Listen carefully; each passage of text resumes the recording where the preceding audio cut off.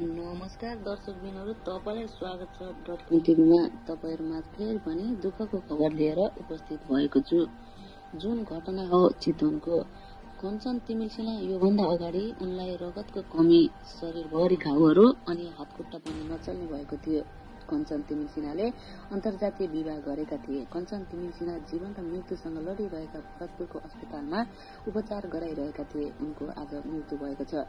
अस्ति मात्र एउटा अपरेसन सफल भएको थियो र आज सबै देश विदेशमा रहनु भएको दर्शकहरूलाई मर्माहित बनाएको छ। उनलाई अब त सन्चो हुने भयो भन्यो, फेरि उनी उही अवस्थामा आउने गरेका थिए। कञ्चन तिमिल सिन्हालाई देश विदेशबाट पनि उत्तिकै सहयोग आएको थियो र दर्शकबिनहरु, आज सबैलाई रुवाएर कञ्चन तिमिल सिन्हा हामीहरू माझबाट सधैँका लागि बिदा भए। यसमा हामीहरू सबै दुखी भएका छौं।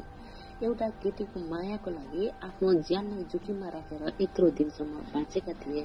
अब त चाँडै निको हुन्छ, अपरेसन पनि भयो।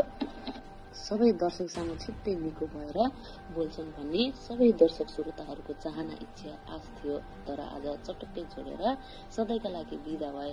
आफू त मरेर गए, तर 9 महिनासम्म गर्भमा राखेर जन्म दिएकी आमाको काख नै रित्तो पारेर कति पीडा भयो होला। कसरी सम्हालिन्छ त्यो मन? एउटा केटीको मायामा पागल भएर आफ्नो जन्म दिने आमाको काख नै रित्तो बनाएर संसारबाट सधैँका लागि बिदा भए। हाम्रो तर्फबाट बाबुको आत्माले शान्ति पाओस्, स्वर्गमा बास होस्। दर्शकबिनहरु, डटकम टिभी हेर्दै गर्नुहोला। हस्त, धन्यवाद।